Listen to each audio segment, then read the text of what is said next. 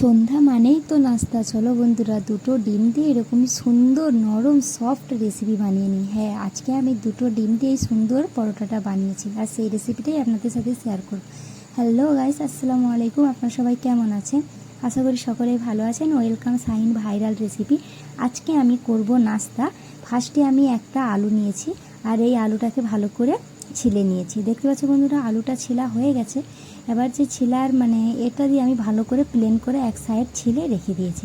এবার আমি একটা শসা নিয়েছি ছোট দেখে, শসাটাকেও ভালো করে আমি ছিলে নিয়ে এক সাইড করে রেখে দিয়েছি। এবার আমি এক পিস বড় টমেটো নিয়েছি, এটাকেও আমি ভালো করে কুচি কুচি করে এক সাইড রেখে দেব। তো এখানে আমি কিন্তু অনেকগুলোই মশলা দেব, যেগুলো দেবো সেগুলোই আমি আপনাদের সাথে শেয়ার করব। ফার্স্টে আমি টমেটোগুলোকে ভালো করে ছোট ছোট করে কুচি কুচি করে নিচ্ছি। এখানে আমার পুরো টমেটোটা কুচি কুচি করা হয়ে গেছে। এবার এটাকে আমি এক সাইড করে রেখে দিলাম। এবার আমি করব কাঁচা লঙ্কা। তো দেখতে পাচ্ছ বন্ধুরা, আমি 3 পিস কাঁচা লঙ্কা নিয়েছিলাম, সেটাকে ভালো করে কেটে নিয়েছি।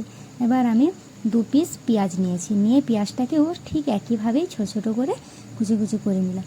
এখানে আমার পেঁয়াজ, কাঁচা লঙ্কা এবং টমেটো কুচানো হয়ে গেছে। এবার বাকি যে কাজগুলো আছে সেগুলোই করব। এবার আমি যে শসাটা রেখেছিলাম সেগুলোকেও ভালো করে লম্বা লম্বা করে ছোটো ছোটো করে কেটে নিয়েছি।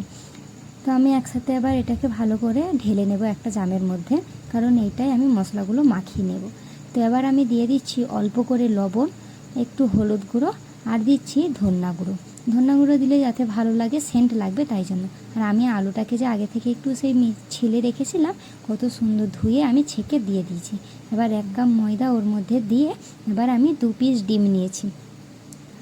আমি কিন্তু এখানে দেশি মুরগির ডিম নিয়েছি, তোমরা যেটা হোক ডিম নিলে হবে, ঠিক আছে। তো আমি এখানে 2 পিস ডিমটাকে ফেটে দিয়ে দিচ্ছি, দিয়ে আবার এটাকে আমি কিন্তু ভালো করে মিক্স করে নেব। আমার এখানে ডিমটা দেওয়া হয়ে গেছে। মিক্স করার আগে এর মধ্যে আমি 1 কাপ জল দিয়ে দিচ্ছি, কারণ এতে জল দিতে হবে যাতে পাতলা হয়, তার জন্য। বেশি আবার মোটা হয়ে গেলে কিন্তু কড়াইয়ের মধ্যে বসবে না, ভেঙে যাবে, তাই জন্য একটু আমি জলটা দিয়ে এটাকে ভালো করে মাখিয়ে নিচ্ছি। তো দেখতে পাচ্ছ বন্ধুরা, এবার এটাকে আমি চামচ দিয়ে ভালো করে মাখিয়ে নিচ্ছি। কত সুন্দর মাখানো হয়েছে। এটা কিন্তু একটু গাঢ় হয়েছে, আমি পরেও আবার জল দিয়েছিলাম। এবার আমি গ্যাসটা চালিয়ে এবার তাওয়াটা বস করে দিয়েছি। আমি যেহেতু পরোটা বানাবো আলুর, তাই আমি তাওয়ার মধ্যেই বানাবো। তাওয়ায় ফার্স্টে আমি অল্প করে তেল দিয়ে পুরো তাওয়াটায় আমি তেলটা দিয়ে এবার আমি চামচে আস্তে আস্তে তুলে দিচ্ছি। দেখতে পাচ্ছি বন্ধুরা কতটা পাতলা হয়েছে। অতিরিক্ত মোটা হলে কিন্তু ভালো হবে না, মিডিয়াম রেখে সেরকমভাবে করে নেবে। এবার আমি এটাকে এপাশ ওপাশ করে ভালো করে নৌটে নিচ্ছি, চামচ দিয়ে ভালো করে চেপে চেপে ভেজে নিচ্ছি। এবার আমি তেলটা দিয়ে দিচ্ছি যাতে পুরোটাই ভালোভাবে হয়ে যায়। তো এবার তেলটা দিয়ে এটাকে আমি ভালো করে বেলে নিচ্ছি।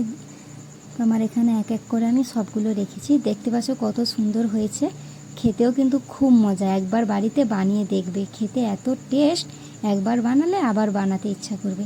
কেমন লেগেছে আমার এই ভিডিও সাবস্ক্রাইব করবে, যাতে আপনাদের জন্য আরও ভালো ভালো ভিডিও আনতে পারি। আপনাদের কেমন ভিডিও ভালো লাগে, কীরকমই ভিডিও চাও তোমরা কমেন্টে জানাবে, আমরা সেরকমই আপনাদের জন্য ভিডিও আনব। চলো বন্ধুরা, এখানে আমার পুরোটা হয়ে গেছে। এবার এর মধ্যে আমি সস দিয়ে এইটাকে ভালো করে মাখিয়ে নিচ্ছি। এটা কিন্তু সস দিয়ে আর গরম গরম খেতে কিন্তু সেই স্বাদ, খেতে কিন্তু খুব সুন্দর হয়েছিল। দেখতে পাচ্ছ কত নরম হয়েছে। এবার এটাকে আমি খেয়ে নেব। দেখা হচ্ছে নেক্সট ভিডিওতে। চলো।